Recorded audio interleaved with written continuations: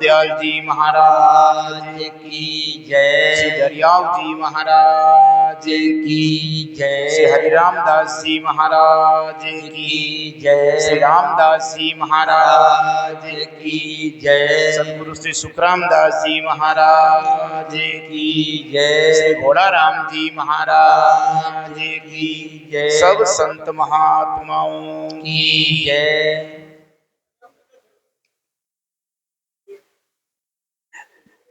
हरिया सोई दिन वार दिन आय मिले सतसंग, अब तो चढ़े न उतरे लागा हरि का रंग। हरि रामदास जी महाराज रामधाम सिंथल में हुए। वो एक भक्ति का, साधना का और भजन का एक ऐसा काल था। उस समय में बहुत सारे महापुरुष इस जगत में पधारे, अवतरित हुए। कबीर साहेब, कर्माबाई, मीराबाई, दरियाव जी महाराज, हरिरामदास जी महाराज, शाहपुरा में रामचंद्र जी महाराज, इधर दरियाव जी महाराज की शिष्य परंपरा में किशनदास जी महाराज, सुखरामदास जी महाराज, अनेक महापुरुष हुए। ये जितने भी संत महापुरुष इस जगत में पधारे हैं, ये साक्षात जगत के मालिक जगदीश्वर परमात्मा ही संतों के रूप में अवतरित हुए हैं। संत साक्षात भगवान का ही रूप है। इसलिए हरिरामदास जी महाराज की वाणी में, और विशेष करके रामधाम खेड़ापा के रामदास जी महाराज वे, उन्होंने अपनी वाणी में गुरुदेव की प्रशंसा करते हुए कहा कि आए संत सधीर लिए जग में अवतारा। संत महापुरुष पधारे हैं तो महापुरुषों का कोई जन्म नहीं होता। आप और हम जैसे साधारण नर नारी हैं, हमारा तो जन्म होता है, लेकिन महापुरुष तो साक्षात भगवान का ही रूप है। जगत में आप और हम जैसे नर नारी हैं, तो कैसे प्रभु का भजन करें, कैसे उनको याद करें। हमारे जीवन में 8 पैर 64 घड़ी चलते फिरते उड़ते जागते स्वतः भजन चलता रहे और वो सहज भजन होता रहे। रामदास जी महाराज ने वाणी में कहा कि सहजा मार्ग सहज का, सहज किया विश्राम, हरिया जीवर उठीव का, भया एक ही दाम। लेकिन ये कब संभव है? जब महापुरुषों के शरण में जाते हैं। हमारे शास्त्रों में, वेदों में, पुराणों में, उपनिषदों में भगवान को प्राप्त करने के अनेक तरीके, अनेक उपासनाएं, अनेक पद्धतियां, अनेक रास्ते बताए गए। लेकिन महापुरुषों ने, उन महापुरुषों ने भगवान को प्राप्त करने का जो तरीका है बड़ा सरल बता दिया कि चलते फिरते उड़ते बैठते वो अंदर भगवान का ध्यान है और श्वासोश्वास राम नाम चलता रहे। उसी परंपरा में अनेक महापुरुषों ने श्वासोश्वास राम नाम की जो है प्रक्रिया बताई है, वो तरीका बताया है। लेकिन विशेष करके जो सुखरामदास जी महाराज की वाणी, जिसका पीछे लगातार 2 महीने से आप लोग व्यास पट से शोभित होकर के लालदास जी महाराज के मुखारबिंद से उन महापुरुषों की वाणी का आप लोग लाभ ले रहे हो, ये भगवान को प्राप्त करने का, परमात्मा तक पहुंचने का और जगत का काम करते हुए भी उनसे जुड़े रहने का तरीका कितना सरल है, ये महापुरुष ही बता सकते हैं। तो बहुत प्रसन्नता की बात है, बहुत खुशी की बात है। कल ही यहाँ कुपड़ावास जो गांव है मेड़ता रोड के पास में, तो हाँ, छापरी के देशवाल के पास में, वहाँ हमारे देवरी धाम के शास्त्री जी महाराज जो बड़ी मिलनसार हैं, सबके दुख में, सुख दुख में काम आने वाले हैं, और जहां कहीं इनको पुकारो आजू बाजू है तो तुरंत आपके यहाँ पर सत्संग हो, धर्म का कार्य हो, पुण्य का कार्य हो, सेवा का कार्य हो, गौ सेवा का कार्य हो, आप सदैव यहाँ पर हाजिर रहते हैं। तो आज भी पूज्य महाराज श्री पधारे हैं। मैं भी कल महाराज श्री के चातुर्मास के समापन पर आया हुआ था, तो मुझे दास को भी आप जैसे संतों का, लालदास जी महाराज का जो है दर्शन करने का, और विशेष करके जो ये वाणी है, ये साक्षात महापुरुषों का रूप है। ये वाणी जो शब्द है, ये साक्षात महापुरुषों का ही रूप है। क्यों कि ये शब्द कभी मरते नहीं। ये शब्द जो है, ये जैसे वेद में मंत्र होते हैं ना, तो मंत्रों से भी बढ़ करके, और महापुरुषों ने कितनी बड़ी कृपा की। शास्त्रों के, वेदों में, पुराणों में जितने मंत्र हैं वो तो संस्कृत में, वो संस्कृत के उन मंत्रों को तो साधारण अनपढ़, पढ़े लिखे, कितने भी पढ़े लिखे हो तो भी शास्त्रों के, उन वेदों के, पुराणों के मंत्रों को पढ़ पाना, पढ़ करके उच्चारण कर पाना, उच्चारण करने के बाद उनके अर्थ को समझ पाना इतना आसान नहीं है। तो वहां तक पहुंचने में तो बहुत समय लगता है, बहुत बुद्धि लगती है। लेकिन महापुरुषों ने वो जो वेदों के मंत्र हैं, पुराणों के मंत्र हैं, शास्त्र, गीता इत्यादि के जितने भी बातें हैं, वो बातें बड़ी सहजता से, सरलता से महापुरुषों ने अपनी अनुभव वाणी में रख दी है, ताकि उसको पढ़ने में, समझने में ज्यादा बुद्धि नहीं लगानी पड़ती। उसमें तो सिर्फ समर्पण चाहिए, गुरुदेव के प्रति एक भाव चाहिए, एक निष्ठा चाहिए। और जिनकी निष्ठा हो गई सदगुरु के प्रति, महापुरुषों के प्रति, तो महापुरुष स्वतः कृपा करते हैं, और उस जीव का उद्धार महापुरुषों का भजन करने से, उनके बताए हुए रास्ते पर चलने से स्वतः ही उस जीव का उद्धार हो जाता है, कल्याण हो जाता है। जितने भी संत महापुरुष विराजमान हैं, उनके चरणों में प्रणाम करता हूँ। और जितने भी गुरुमुखी यहाँ जन विराजमान है, माताएं, बहनें, आप और हम सब बड़े भाग्यशाली हैं कि इस कलयुग में भी ऐसे ऐसे महापुरुषों की वाणी का आश्रय आप और हम सबको मिल रहा है। और महापुरुषों की वाणी सदा अमर रहती है, यह सदा अमर है।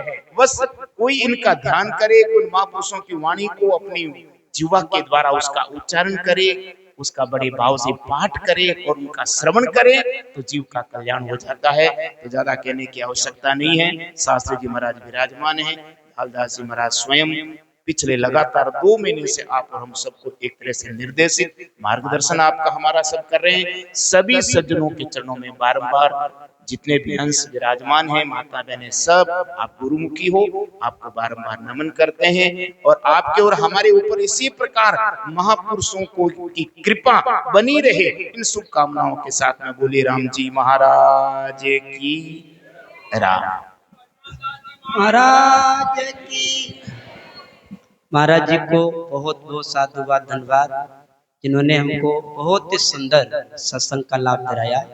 अब हमारे बीच में देवरी धाम के उत्तराधिकारी आदरणीय परम श्रद्धेय परम पूज्य संत श्री रामदास जी शास्त्री जी महाराज से हम प्रार्थना करते हैं कि हम सभी सत्संगी भाई बहनों को सत्संग का लाभ दिलाएं। राम बोलिए सतगुरु कबीर साहिब की। स्वामी जी श्री दादू दयाल जी महाराज की जय। अनंत श्री दरियाव जी महाराज की जय। श्री हरि रामदास जी महाराज की जय। श्री रामचरण जी महाराज की जय। श्री रामदास जी महाराज की जय। दाता श्री भोलाराम जी महाराज की जय। श्री सुखराम जी महाराज की जय।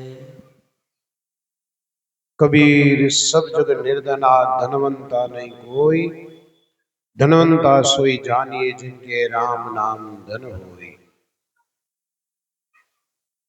विश्व वंदनीय संत सम्राट सदगुरु कबीर साहब, दाता श्री भोलाराम जी महाराज, भारतवर्ष श्री पावन धरामते जितने भी नाम लिवारी भजनानंदी जो धारक महापुरुष हुए, सभी महापुरुषों के श्री चरणों में कोट से वंदन करते हुए आज हम हमारे लिए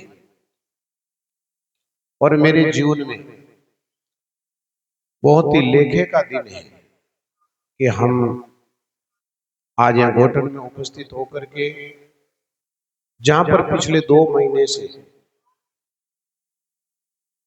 व्यासपीठ पर विराजित होकर के हमारे संतों के अनन्य प्रेमी पूज्य श्रद्धेय लालदास जी महाराज आप सब लोगों को वाणी जी का बहुत ही सुंदर, सरल, सरस और उन महापुरुषों के अनुभव को अपने अनुभव के साथ में मिला करके रसपान करवा रहे हैं। आपके श्री चरणों में कोट से वंदन करते हैं। अभी अभी आप और हम सब लोगों का जिनका आशीर्वाद आशीर्वचन मिला, वैसे आपकी जन्मभूमि तो रतपुरिया ही है, लेकिन आपने हाड़ौती के क्षेत्र में जाकर के बूंदी में बहुत बड़ा रामद्वार और बहुत बड़ी गौशाला खोल करके वहां पर बहुत ही सुंदर सत्कार्य करते हुए यत्र तत्र जहां तहां जाकर के वाणी जी की सत्संग कथा आदि के द्वारा सब लोगों को प्रेरणा प्रदान करने वाले हमारे पूज्य श्रद्धेय आत्माराम जी महाराज, हमारे प्रेमदास जी महाराज और पूज्य रामेश्वर दास जी महाराज, विराजित सभी संत महापुरुषों के श्री चरणन कोट से वंदन करते हुए साध्वी माता बहनों और यहाँ पर विराजे हुए सभी सदगुरु के लाडले हरिजनों भक्तिमती माताओं बहनों, आप लोगों ने तो मैं समझता हूं कि इन 2 महीने का जिस तरीके का आपने सत्संग का सेवन किया है, ये आपके जीवन में परमात्मा की कृपा हुई, संतों की कृपा हुई, तो हम तो यही कामना करते हैं कि ऐसा अनवरत मिलता रहे। लेकिन जो 2 महीने आपके निकले हैं संतों के पावन सानिध्य में, जिसमें लालदास जी महाराज जैसे हमारे वाणी मर्मज्ञ संतों के द्वारा और जो स्वयं श्वासोश्वास की विधि के राम नाम का स्मरण करने वाले, जप करने वाले, ऐसे हमारे पूज्य श्रद्धेय लालदास जी महाराज के श्रीमुख से आप लोगों ने श्रवण किया है और आप और हम सब लोग वाणी के माध्यम से हमेशा सुनते हैं, कहे सुखराम सोई जन साचा, साचा सदगुरु जोई वे, करनी बिना नाव गढ़ जागे अखंड उजाला हुए। बताओ, इस दुनिया के अंदर में श्री सुखराम जी महाराज ने जो सहजता और सरलता और जो व्यापकता दी है ना, ये सब उन महापुरुषों की पावन धारा को अपनी वाणी के अंदर में समेट करके सहजता और सरलता प्रदान की। जैसे हमारे पूज्य आत्माराम जी महाराज ने एक बहुत ही सुंदर बात कही कि जो वेदों की बातें थी, उन बातों को महापुरुषों ने अपनी वाणी के द्वारा सरल किया और उन सरल चीज को महापुरुषों ने अपने वाणी के द्वारा इस तरीके से उतारा, कह सुखराम सोई जन साचा, साचा सदगुरु जो है। अब आप और हम सब लोग आत्मावलोकन करें, अपने विषय में ये करें कि हमारे अंदर में कितनी सच्चाई है कि हम सच्चे सदगुरु की खोज कर पाए। साचा कौन है? जो साचा सदगुरु की खोज करे। करनी बिना नाव गढ़ जागे अखंड उजाला होवे। कोई व्यक्ति योग किया, कोई व्रत किया, कोई तीर्थ किया, कोई उपासना की, कोई कुछ किया, कोई कुछ किया, लेकिन यहां पर तो महाराज ने एक ऐसी स्मरणीय चीज दी है, बिना करनी। अब सज्जनों, यहां पर यह विषय आता है कि आखिर में हम कुछ करेंगे नहीं तो हमारे अंदर में उस नाम का उजाला कैसे होगा। तो यहां पर उन्होंने सच्चे सदगुरु की पहचान के साथ में ये बता ही दिया कि आखिर में ये कैसे होगा कि सच्चे सदगुरु की कृपा हो जाए, उनकी दृष्टि पड़ जाए, उनकी वाणी का रसास्वादन कर ले तो हमारे जीवन के अंदर भी ये क्रांति हो जाएगी। और ये वाणी आप लोग श्रवण कर रहे हो और इस वाणी के द्वारा आप मेरे समझ से, मैं भी संत समाज में बहुत वर्षों से देखता हूं, लेकिन सुखराम जी महाराज की वाणी का जहां पर पाठ होता है, सुखराम जी महाराज की वाणी का जहां पर सत्संग होती है, तो महाराज उस सत्संग के अंदर में जो निष्ठा है ना, मुझे ऐसी लगती है कि ऐसी निष्ठा अन्यत्र देखने को नहीं मिलती जैसी वाणी के प्रति निष्ठा है आप लोगों ने की। क्योंकि जिन निष्ठाओं को, एक निष्ठा है घास फूस की तरह, थोड़ा सा हवा का झोंका आया उड़ गया। कोई व्यक्ति आकर के सत्संग में बैठ गया और कह दिया कि आपका सत्संग के लायक हो, वहां जाकर के क्या करोगे, आप क्यों बैठते हो वहां पे। तो हमारे मन का भाव परिवर्तन हो जाता है, चलो भाई कोई नहीं, वहां कुछ मिलने वाला नहीं है, तो हम दुनिया के रस में लग जाते हैं। हमारी निष्ठा टूट जाती है, वो निष्ठा घास फूस की तरह, थोड़ी सी हवा का झोंका आया उड़ गया। दूसरी निष्ठा है हमारी वृक्षवत। वृक्ष की जड़ें कितनी गहराई तक जाती है, लेकिन वहां पर भी सज्जनों ऐसे काल कल्पित लोग हैं, जो काल पुरुष से रचित लोग हैं, जिनका राम से लेना देना नहीं है, जिनका खुद से लेना देना नहीं है। ऐसे लोग भी होते हैं जिनकी निष्ठाओं को खत्म कर देते हैं। जैसे वृक्षवत निष्ठा को कैसे खत्म कर दें, उनको बार बार उनको इस तरीके की बातें कह कह करके, जैसे वो निष्ठा भी ऐसे प्राय समाप्त होने वाली नहीं है। लेकिन जब खूब आंधी तूफान आता है तो बड़े बड़े वृक्ष भी धराशायी हो जाते हैं। तो ऐसे कालनेमी लोग उन लोगों को भी भरमा करके अपने रास्ते से हटा देते हैं। लेकिन सज्जनों, तीसरी निष्ठा है, वो पहाड़ जैसी है, पहाड़ जैसी। वो निष्ठा क्या करती है? कितना भी आंधी तूफान आए, लेकिन वो पहाड़ अपनी जगह छोड़ने वाला नहीं है। ऐसी निष्ठा सुखराम जी महाराज की वाणी का सेवन करने वाले लोगों की हम आपको बहुत बहुत प्रणाम करते हैं। और जिस व्यक्ति के अंदर में ऐसी निष्ठा आ जाए तो हमारे उद्धार होने में कोई देरी नहीं लगती है। जीते जी व्यक्ति वो जीवन मुक्त हो जाता है, जीते जी मुक्त अवस्था में पहुंच जाता है। और जो सत्संग का रसपान करता है सज्जनों, उसमें हम सब लोगों के अंदर में एक विशेषता होनी, मरे सो जी गया रे मिलिया जीवावण। वो कैसे मरा हुआ, कैसे जी रहा है, कैसे जी रहा है? कैसे कि जो व्यक्ति इस जीवन मुक्ति की आशा करता है, उसको मुर्दे के समान होना पड़ता है, मुर्दे के समान। एक मुर्दे पर कोई पत्थर फेंके, उसको कोई फर्क पड़ेगा क्या? अगर मुर्दे को कोई गाली देगा, उसको कोई फर्क पड़ेगा क्या? अगर मुर्दे को कोई मारपीट करेगा, उसको कोई फर्क पड़ने वाला? वैसे ही जो अपने भीतर में नाम की चेतना को जगा देता है, संसार का आवरण उस व्यक्ति को छू नहीं सकता है, उनके मन वच कर्म को अपवित्र नहीं कर सकता है, उनकी निष्ठा को कोई डिगा नहीं सकता है। जैसे सुखराम जी महाराज की वाणी के द्वारा हम सब लोग सुनते हैं, देखते हैं, आए हैं। उन्होंने क्या कहा? क्योंकि ऐसा हमें कहां मिलता है। हमारे जीव का कल्याण करने वाले महापुरुष इस धरा धाम पर एक नहीं अनंत अनंत महापुरुष आए हैं। और अनंत महापुरुषों ने अपने वाणी के द्वारा, अपने ज्ञान के द्वारा, अपने भक्ति रस के द्वारा सबको सिंचित किया है। और आज तभी मारवाड़ के अंदर में ये अजस्र भक्ति की धारा बह रही। अगर महापुरुष नहीं होते तो हमें सत्संग नहीं मिलती। कभी दरियाव जी महाराज होकर के अपने लिए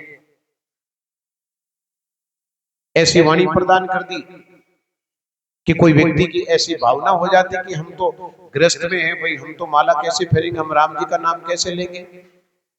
तो दरियाव जी महाराज ने कहा कि नहीं, कोई बहाना चलने वाला नहीं है। हाथ काम मुख राम हृदय सांची प्रीत दरिया गिरी साध कोई यही है उत्तम रीत। कोई बहाना, संतों ने तो ऐसा रास्ता अपने कल्याण के लिए किया सजनों कि उन्होंने कोई बहाना करने वालों के लिए कोई जगह छोड़ी ही नहीं। किसी ने कह दिया हम तो पतित हैं, तो किसी ने कह दिया हम तो बहुत अपराधी हैं। तो संतों ने कहा सुआ पड़ावत गनिका तारी अजा मेल निस्तारो, पुत्र नाम से पार उतार दियो मेट दियो जमद्वारो। अब महाराज एक गनिका का उद्धार हो गया, एक पतित से पतित व्यक्ति का उद्धार हो गया। हमारा उद्धार नहीं होगा क्या? हमारा उद्धार के लिए हम लोग यहाँ पर बैठे हैं। तो महापुरुषों ने सबसे पहले तो उन लोगों का भ्रम निवारण किया जो लोग ये हाथ पे हाथ धर करके बैठते, हम गृहस्थ हैं, हम माला नहीं फेर सकते, हम संसारी हैं, या हम ऐसा काम कर लिए, हम वैसा काम कर लिए, हमने ऐसा काम कर लिया, हम नहीं कर सकते। लेकिन महापुरुषों ने कहा कि नहीं, इस दुनिया के अंदर में ऐसा कोई क्षेत्र नहीं है, ऐसी कोई जगह नहीं है, ऐसा कोई व्यक्ति नहीं है जहां पर परमात्मा की कृपा नहीं हुई हो और उनका उद्धार नहीं किया हो। ये तो हमारे लिए उदाहरण दे दे करके महापुरुषों ने बता दिया। उन महापुरुषों ने क्या किया? अरे ये गनिका का उद्धार किया महाराज, ये राम नाम के आश्रय से गनिका का उद्धार हो गया है। बताओ आप और हम लोग तो संतों के इन पावन सानिध्य में बैठ करके सत्संग सुनने वाले हैं। हमें तो अधिक से अधिक बस एक काम करना है, जो महापुरुष आप और हम सब लोगों के लिए जो बातें बताते थे, उन बातों को ग्रहण करके ही कार्य कर ले तो अपना तो उद्धार हो जाएगा।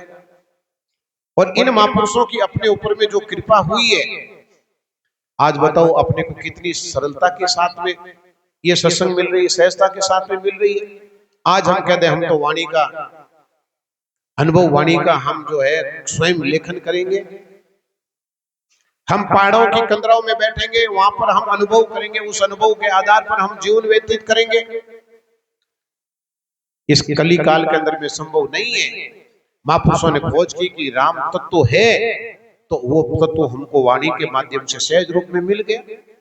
महापुरुषों ने कह दिया, आज कह दो कि हम घर बनाएंगे, हम पहले बिजली बनाएंगे, हम पंखा बनाएंगे, इसके बाद में हम उस घर के अंदर में प्रवेश करेंगे। हम यहाँ पर सत्संग में आएंगे, हम गाड़ी बनाएंगे, इसके बाद में हम गाड़ी के द्वारा वहां सत्संग में जाएंगे। बताओ ये कभी संभव है क्या? बनी हुई गाड़ी के अंदर में बैठ करके कितनी सरलता के साथ में, सहजता के साथ में आ जाते हैं। वैसा ही अनुभव किन्होंने किया था? अनुभव तो उन महापुरुषों ने किया था और अपनी वाणी के अंदर में रख दिया, और रख करके आप और हम सब लोगों के लिए रख दिया कि भाई इस रास्ते पर चलते रहो, तुम्हारा कल्याण तो इसी में है। किसने बिजली किसने बनाई, रेलें किसने बनाई, गाड़ियां किसने बनाई? उन लोगों ने भौतिक आविष्कार किया, लेकिन आध्यात्मिक आविष्कार हमारे जिन जिन लोगों का, अभी जिन जिन महापुरुषों का नाम ले, उन लोगों ने अध्यात्म जगत के सबसे बड़े वैज्ञानिक थे, जो हमारे मन के वैज्ञानिक थे, हमारे शरीर के थे, हमारे इस मनुष्य शरीर के सामाजिक रिश्तों के थे। और इन महापुरुषों ने किसी नाते गोते रिश्तेदार किसी को छोड़ा नहीं। सबके लिए जिन्होंने अपनी वाणी के द्वारा आत्मसात करने का रास्ता खोल दिया, इनसे बड़े वैज्ञानिक इस दुनिया के अंदर में और कोई नहीं है। कोई व्यक्ति हवाई जहाज उड़ा करके बहुत बड़े बड़े वजनों को उड़ाने का उनके पास में सामर्थ्य आ गई, लेकिन इन महापुरुषों के पास में लाखों करोड़ों लोगों को उद्धार करने का एक जो मंत्र मिला था, वो मंत्र दुनिया में और कहीं नहीं है। चाहे लाखों लोग कब मरे, लेकिन उनके रास्ते पर चल करके आप और हम सब लोग धीरे धीरे, अरे हमारे लिए कितनी बड़ी पूंजी पैदा कर दी। राम जी का नाम लो, राम राम करो, जीव का कल्याण हो जाएगा। अब बताओ कोई व्यक्ति खोजे कि हमारा कल्याण कैसे होगा, किस रूप में होगा, तो महापुरुषों ने कह दिया राम जी का नाम लो। और काम भी कैसे करना? हाथ में काम हो, मुख में राम हो। महापुरुषों ने कभी ये अपने को कामचोर भी नहीं बनाया, आलसी भी नहीं बनाया। कोई कह दे कि नहीं कि भाई भोजन बनाओ बींदड़ी जी, सासू जी काई करा, मैं तो राम राम करा। दरियाव जी महाराज कह नहीं एड़ो कलयुग रे माइन आवेला, पहले सोचला हाथ काम मुख राम हृदय साची प्रीति। अरे हाथ सु काम करो, मुख सु राम जपो, और हृदय मायने प्रीति साची रहो। हैं? हम बताओ उससे आगे कोई आदमी कहेगा क्या? उससे आगे कोई बात है ही नहीं। हाथ में काम हो, मुख में राम हो, हृदय में साची प्रीति हो, दरियागिरी साध को यही है उत्तम रीत। इससे ज्यादा उत्तम रीति और कोई दुनिया में बता ही नहीं सकता। बताओ कितने बड़े वैज्ञानिक हैं आप और हम, हमारे लिए उन्होंने सहजता बता दी। काम तो करना पड़ेगा, काम करो और मुख से राम जपो। बताओ इसको क्या कहेंगे? इसको अपन लोग क्रिया योग कहेंगे। इस क्रिया योग के द्वारा लोगों ने साधनाएं की है।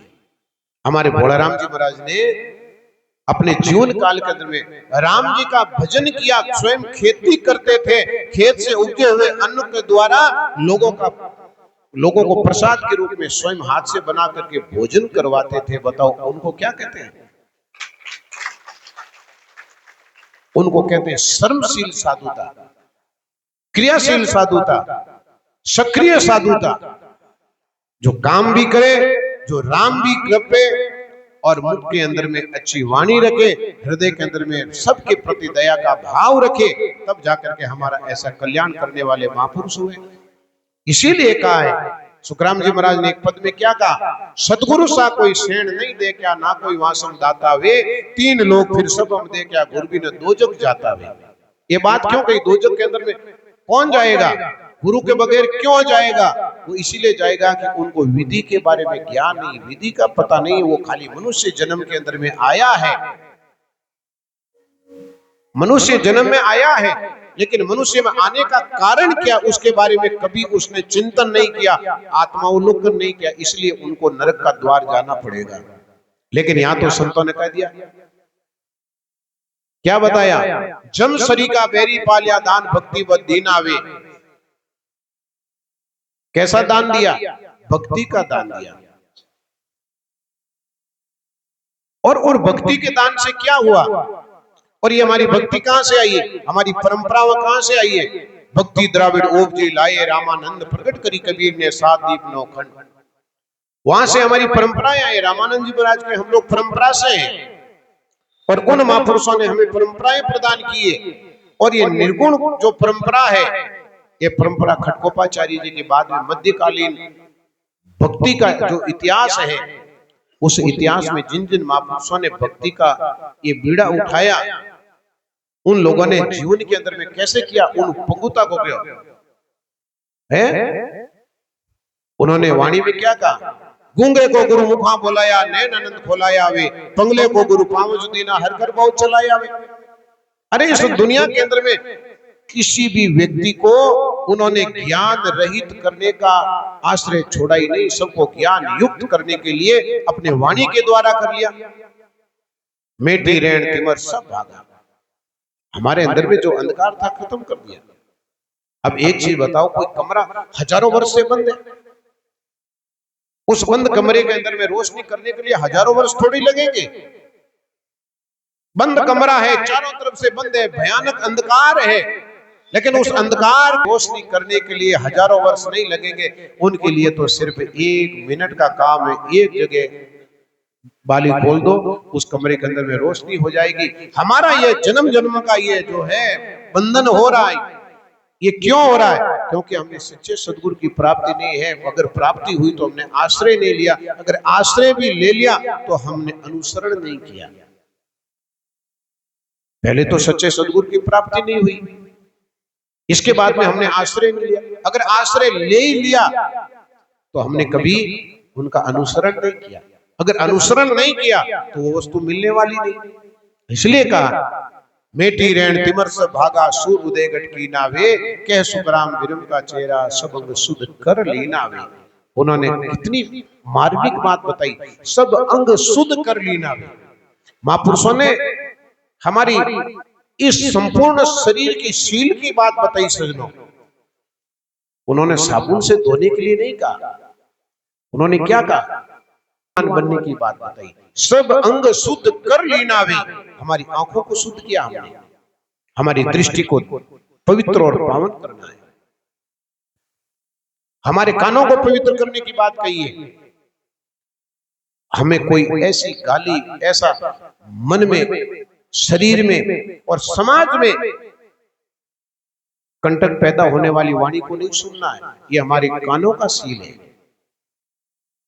हमारे नेत्रों का सील हमने देखा। वैसे ही हमारे जिह्वा का सील है। ऐसी वाणी बोलिए मन का आपा खोई, औरन को शीतल करे आपो शीतल होई। दूसरी जगह आया, बोलत ही पहचानिए साऊ चोर की घात, अंतर्गत की करनी निक्षत मुख की बात। कोई आदमी के मन का जो भाव होता है वो अंदर में रहता है, वो धीरे धीरे कभी कभी व्यक्ति निकाल देता है? इसीलिए महापुरुषों ने कहा, सब अंग शुद्ध कर लीना वे। ऐसे महापुरुष मिले हमको। कह सुखराम विरम का चेहरा, सब अंग शुद्ध कर लीना वे। विरमदास जी महाराज ने क्या किया? सुखराम जी महाराज ने कहा कि हमारा अंग अंग पवित्र और पावन कर दिया।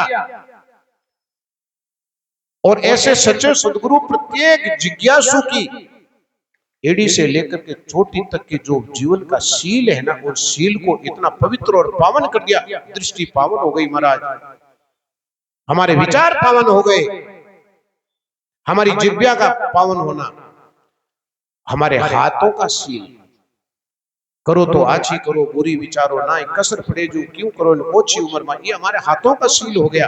अरे इन हाथों से ऐसा कोई कार्य न करो जिनसे लोगों को तकलीफ हो। और पांवों के लिए जो जो पग आगे धरे त्यों त्यों यज्ञ समान। जैसे जैसे इन पांवों का सील है, अगर चलना है तो सत्य के रास्ते पे चलना है, चलना है तो सत्संग की ओर जाना है, चलना है तो सेवा की ओर जाना है, चलना है तो कार्य स्थल की ओर जाना है। इन पांवों से चल करके अनिष्ट होने वाला, समाज कंटक पैदा करने वाले, समाज में अवरोध पैदा करने वाले, वहां पर हम न जाइए। हमारे पांवों का सील है। उनके लिए कहा कह सुखराम है विरम का चेहरा सबंग शुद्ध कर लीना वे, अरे सतगुरु सा कोई शरण नहीं दे क्या, ना कोई वासम दाता वे। ऐसे महापुरुषों की अमर वाणी को आप सब लोग सुन रहे हो, और जिसमें हमारे लालदास जी महाराज जैसे संत बड़ी सहज है। नहीं विचार करियो, लालदास जी महाराज सहज बढ़ना पड़ी, बड़े सरल संत है। तो धीरे धीरे ऐसे महापुरुषों का दर्शन लाभ करते हैं ना महाराज। मन के अंदर में देखो, एक चीज बताऊं आपको, एक तो वाणी से, जैसे महापुरुषों की वाणी है, जिन्होंने कही थी, एक तो उनका असर होता है, एक जो कह रहे हैं वर्तमान में, एक उनका असर होता है? वैसे ही उस समय जो श्रोता थे उनके ऊपर में कैसा असर होता था, और आज वर्तमान के श्रोता है हमारे ऊपर में कैसा असर होता है। तो आज से 200 साल 300 साल पीछे जाकर के देखो, 300 साल पीछे जाकर के देखो कि कैसे कैसे लोग हुआ करते थे, चोर डाकू लुटेरे हत्यारे। महापुरुषों की वाणी सुनी, भाव परिवर्तन कर लिया अपना, उन्होंने अपना जीवन परिवर्तन कर लिया। पिथो जी महाराज दादू जी महाराज के पास में सिर्फ 5 मिनट के लिए गए थे, लोगों का धन लूट लिया। सेठ जी आए बाहर से, धन लूट लिया। सेठ जी ने गांव में आकर के कहा कि भाई कोई ऐसा पिता नाम का डाकू हमारा धन कर लूट लिया। कहा भैया वो तो बहुत बड़ा खूंखार आदमी, उसको तो कोई यहाँ पर अपने कर डाला। पर दादू जी महाराज भजन साधना करने वाले महापुरुष है, अगर वो चाहे तो उस पिता से तुम्हारा धन निकलवा सकते हैं। वो गया दादू जी महाराज के पास, दादू जी महाराज मेरा धन उसने छीन लिया मेरे से, और जोर जबरदस्ती छीन लिया, अगर नहीं देता तो मैं मौत के घाट उतारा जाता। दादू जी महाराज को बड़ा उनके ऊपर में दया का भाव आया। ठीक है भाई, अपने शिष्यों को भेजा, कहा जाओ भाई पिता को बुला के लाओ। वहां पर जाकर के गया, पिता अपने कार्य में लगे हुए। अरे पिता तुमको स्वामी दादू जी महाराज ने बुलाया है। भाई संत बुला रहे, हमने ऐसा क्या कर दिया? नहीं आपको बुलाया, आप चलो। तो विचार किया कि संतों ने मुझे बुलाया, कोई कोई तो कारण हुआ होगा। तो पिताजी वहां पर गए, जाते ही दादू जी महाराज को प्रणाम करके बैठ गए। जिस व्यक्ति ने हमेशा, जिन हाथों से हमेशा मारने का काम किया था और जिन आंखों से हमेशा अपना शिकार ढूंढने का काम किया, वो दादू जी महाराज के भजन का प्रताप था कि सामने जाते ही उनके सामने नतमस्तक हो गया, उनके आंखों के अंदर में आंखों का सील जागृत हो गया। जैसे ही गए और दादू जी महाराज के चरणों में जाकर के बैठा, दादू जी महाराज ने कहा पिता तुमने चोरी करी, इनसे तुमने छीन लिया धन? नहीं महाराज झूठ मत बोल। देखा गया सेठ तो यहीं पर बैठे। हाँ महाराज मैंने लिया तो है, इनका वापस दे दे भाई। महाराज मैंने खर्चा तो नहीं किया उसमें से, रात का ही तो काम था, अगर 1-2 दिन मिलता तो कहीं खर्च करते। ला करके महाराज के चरणों में रख दिया। ये महाराज की शील वाणी का प्रताप था कि एक शब्द के कारण एक बड़ा सा चोर, एक डाकू जाकर के महाराज के चरणों में जाकर के वो धन को रख दिया। और महाराज ने कहा कि बोल अब तू क्या करेगा? जिस धन के तू मानता है, जिस धन के लिए तू तेरी उपासना करता है, जिस धन के लिए तू लालायित होता है। हमारे सुख जी महाराज देखो कोटन कोई कुर्सी लाओ भाई। तो देखो उन्होंने क्या किया? दादू जी महाराज ने कहा भाई एक चीज बता, आज के बाद में तू कभी चोरी करेगा? नहीं महाराज चोरी नहीं करूंगा। क्यों नहीं करेगा? आपकी कृपा हो गई। तो बता जो जो तुमने चोरी की थी उसके बारे में महाराज आपके शरण में आने के बाद में मुझे पश्चाताप हो रहा है। अब मुझे कैसे एहसास होगा कि तू आज के बाद में कभी चोरी नहीं करेगा, डकैत नहीं करेगा, लोगों को लुटेगा नहीं? पिता बड़ा संशय में पड़ा, मैं महाराज को कैसे यकीन दिलाऊं कि मैं चोरी नहीं करूंगा? तब उनके मन में एक भाव आया, और देखो वो भाव भी कैसे आया। बिन करनी मोई तारे, ये प्रसंग वही चल रहा, बिन करनी मोई तारे। उन्होंने कर्म कुछ नहीं किया, लेकिन कृपा संतों की हुई। कै सुखराम सोई जन साचा, साचा सदगुरु जोवे वे, करनी बिना नाम गढ़ जागे अखंड उजाला होवे वे। वो पिता के अंदर में हुआ था। जैसे ही पिता के ऊपर में हाथ रखा, सतगुरु दरिया सतगुरु भेटिया, जा दिन जन्म सनात, श्रवणा शब्द सुनाई के मस्तक दरिया। जैसे ही दादू जी महाराज ने पिता के ऊपर में हाथ रखा, हाथ रखते ही पिता की तंद्रा लगी, और जैसे ही खुली तो पिता ने कहा, गंग जमन उल्टी बहे पश्चिम उगे बान, और पीतो चोरी न करी गुरु दादू की आन। ये क्यों आया? अरे महापुरुषों की वाणी में ताकत है सजनों, उनके दिव्य दर्शन में ताकत है, उनकी आंखों में शील की ताकत है, जिनके कारण एक चोर, लुटेरे, डाकू, हत्यारे, वो लोग भी अपना जीवन परिवर्तन कर लिया महापुरुषों की वाणी सुन सुन करके। आपको 2 महीने का वक्त मिला सजनों, और जिसमें लालदास जी महाराज जैसे पूज्य संत, भजनानंदी संत, वे तो बेदा बेदा कटी राजनीति और बगलों भरला, लेकिन महाराज श्री तो राजनीति से नहीं, इनके खाली राम नीति से मतलब है, राजनीति से नहीं, सिर्फ राम नीति से जिनका कार्य है, ऐसे हमारे पूज्य श्रद्धेय लालदास जी महाराज। हम आपके चरणों में बार बार वंदन प्रणाम करते हैं। बड़े सहज और सरल संत हैं। मेरा मिलना तो पहली बार हुआ, सुनते बहुत समय थे। देवरी धाम तो आप आए थे, बाप जी के साथ आए थे, माधुदास जी बाबा उनके साथ कई बार उनके साथ ही आए थे। और इनके माधुदास जी महाराज तो, इनके तो ऐसी कृपा थी, क्योंकि उनकी और हमारी जन्मभूमि आसपास में, मेरे पिताजी का और माधुदास जी महाराज का अत्यधिक स्नेह का भाव रहा। तो मैं सोपड़ा का, वो तमड़िया ने सिर्फ 3 किलोमीटर दूरी, तो माधुदास जी महाराज जब भी आते थे तो इतना स्नेह और इतना भाव और इतना आशीर्वाद देते थे। उन्हीं के सत शिष्य, मैं तो उन्हीं के रूप में इनको देख रहा हूँ कि इतनी सहजता और सरलता के संत हमारे मध्य बैठ करके सत्संग का रसपान करवा रहे। ये गोटन नगरी का धन्य भाग है भाई, जहां पर 2 महीने तक लगातार वाणी जी की सत्संग हो रही है, और आप लोग बड़ी भाव और प्रेम के साथ में श्रवण कर रहे हैं। तो निश्चित रूप से आप सब लोगों का भाग्य है ही, आज हमारा भी भाग्य उदय हो गया। हम काफी समय से, बाप जी महाराज ने कहा, हम लोग जब श्री रामदास जी, श्यामदास जी महाराज की पो धाम पर मिले थे, तो बाप जी ने कहा कि शास्त्री जी एक दिन आओ सत्संग में। मैंने कहा बाप जी जरूर आऊंगा। तो मैं लोग भी अचपड़ा घना कटी वही चौमासे में बैठ गया। हाँ, कहीं करे चौमासे में कभी चौमासो करिए कौन, लेकिन बाप जी फैलू को मैं कहो करो भाई चौमासो, तो चौमासो कर लियो।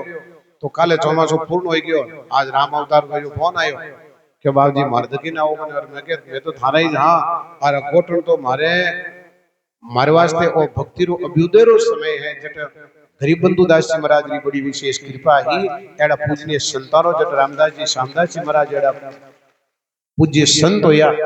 आ गोटन नगरी तो सब संतारे वास्ते, भक्तारे वास्ते पूजनीय है, वहां तो आना ही है। तो आज पूज्य महाराज श्री के दर्शन लाभ, आप सब भक्तों का दर्शन लाभ करने का अवसर मिला।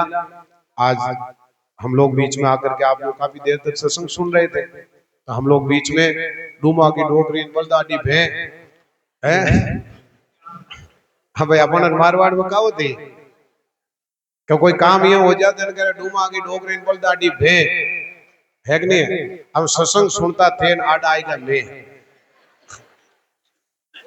तो भाई आप लोग इतनी देर तक बैठे, और संतारी कृपा होगी, सोनी जी और प्रेम है, भाव है, आप सब लोगों को बहुत ही भाव के साथ में आप लोग यहाँ पर बैठते हैं। एक बार जयकारे के साथ में मैं मेरी वाणी को विराम दूंगा। बोलो अनंत श्री सुखराम जी महाराज की, बोलो श्री वाणी जी महाराज की जय, अनंत कोटि संत महापुरुषों की जय। आज जगह जगह काफी सत्संगों के कार्यक्रम भी हैं, तो मैंने कहा आज पहले बाप जी का दर्शन लाभ ले लें, इसके बाद में अन्यत्र कहीं जाएंगे। और राम जी राम। जय बोलो राम जी महाराज।